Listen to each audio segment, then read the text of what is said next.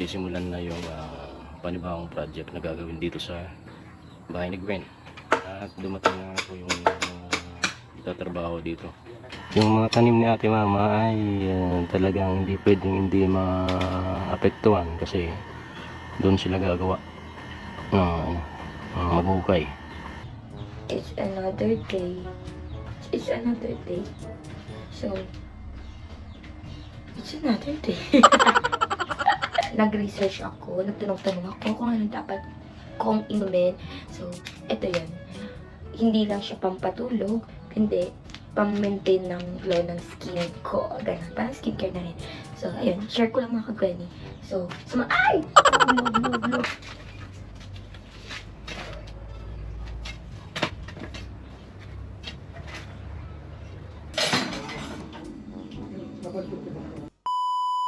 Am I really that much? And breaking these niggas down like a camel. You don't really know you. Ayun. Ano sasabihin ko? Pangit kong nilalang charis. Ay, may magnanakaw doon ng das nitong tricycle. Kahit sira na tong tricycle, ninanakawan pa rin. Kung ano ang purpose ng mga materyales. Kung ano ang purpose at para saan. So, abangan bukas mga kagani.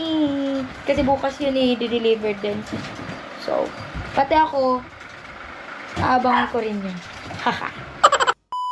The next day. Good morning mga Gwen. At panibagong araw naman ng pagkikipagsabalaran natin sa buhay-buhay. At ngayong araw pong ito ay sisimulan na yung panibagong project na gagawin dito sa bahay ni Gwen. At dumating na po yung tatrabaho dito. Kuya Carpenter at yung grupo niya. Sila ang nakakontrata ng project na to. Ayan.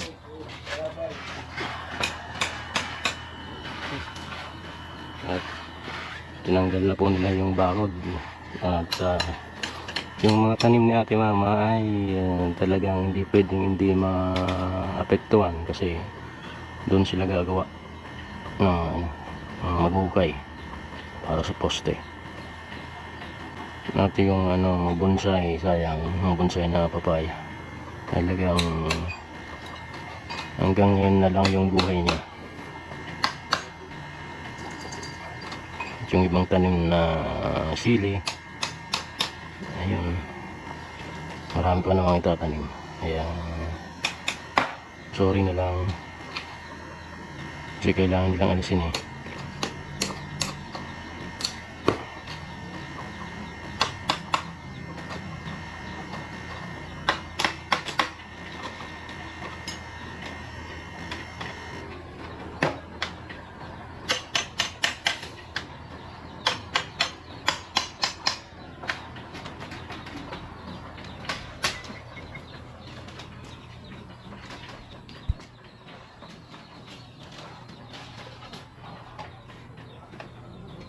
Medyo mababago na ang magiging view dito ilang araw mula ngayon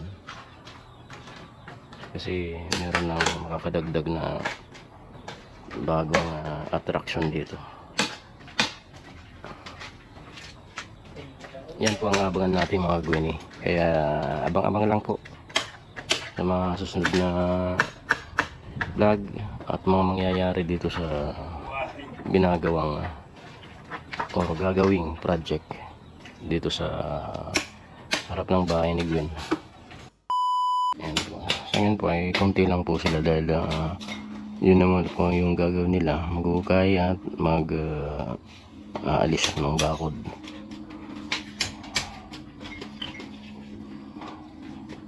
Bahala na dyan si Kuya Carpenter, mga tauhan niya kasi yan, pakyaw.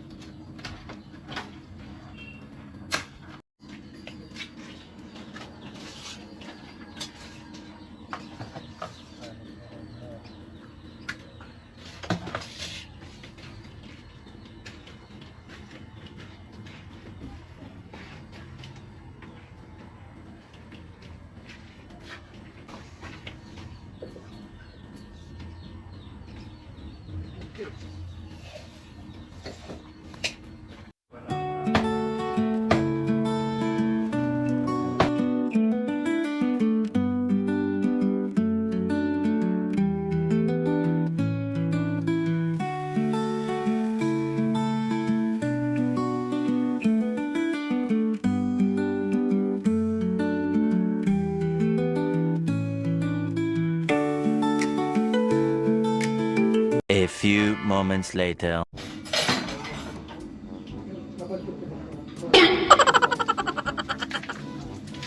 Ano pagkaon mo? This is my secret. Now, This hindi is na my siya food. secret. What? What? That is your food? Yes, good morning mga kagani. Pausa ko.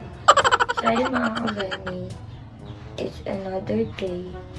It's another day. So, it's another day. Ayan, good morning mga kagani.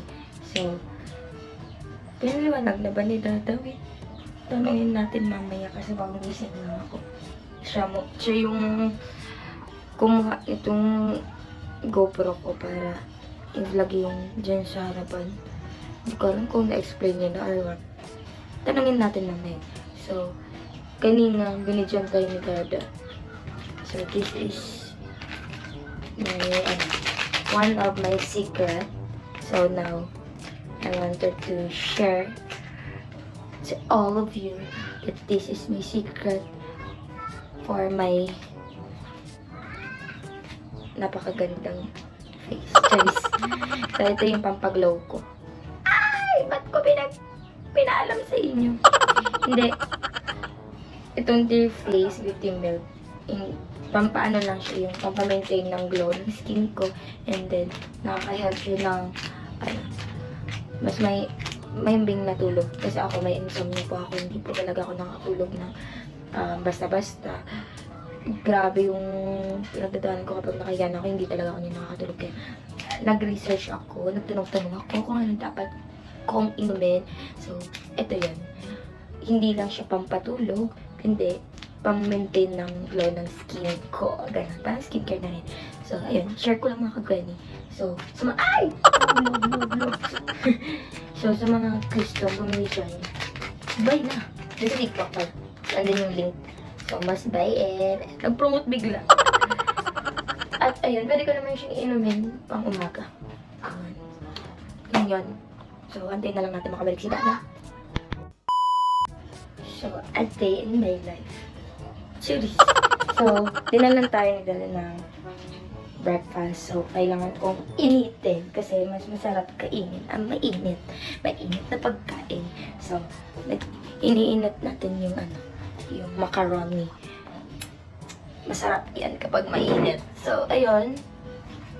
Binigay na nga sa akin ni Dada yung pagkain. Tapos, tinanong ko na siya. So, ayun para mga kagani. We have a new project in front of my house. Ay. So, ayun. So, ayun na nga. Meron tayong bagong project. Siyempre, andyan kayo mga kagani para abangan kung ano ang kabuuan ng panibagong project na ito at kung ano ang magiging purpose nito. So, siyempre, sisimulan natin dun sa ipinakita ni Dada.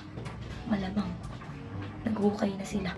At ayun na nga si Dada, siyang magpapatuloy nitong vlog.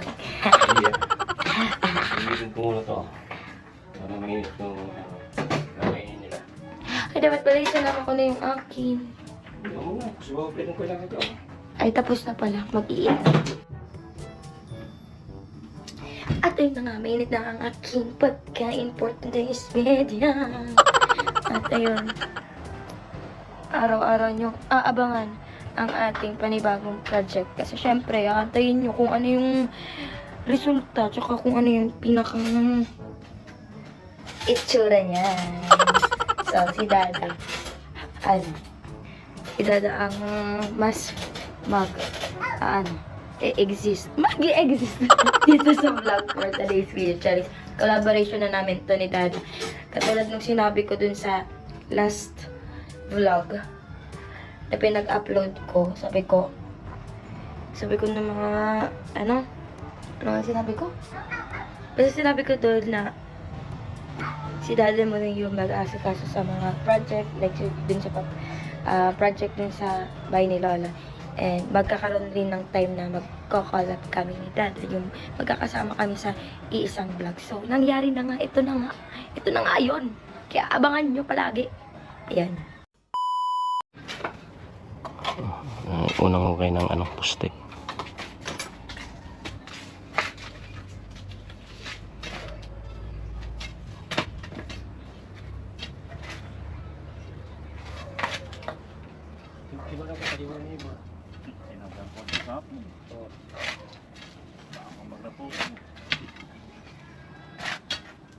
Balik bang pabaral ito yung bike niya?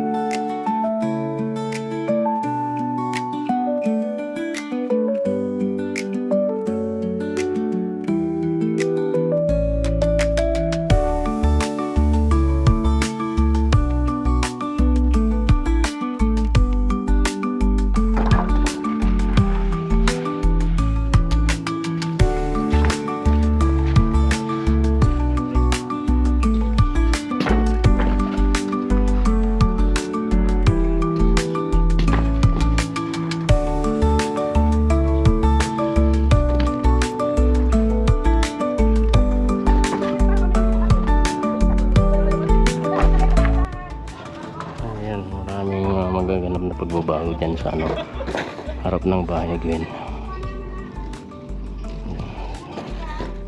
Kailangan tanggalin yung bakod kasi hindi makakapag-ukay kung may bakod.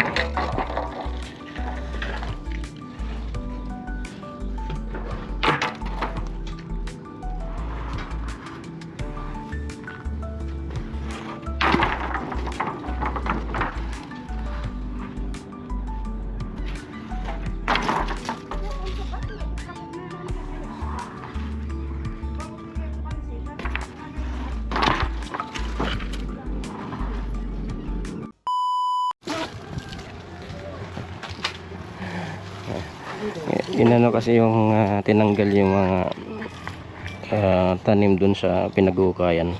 Sayang naman kasi matataas na, malalaki na yung sili.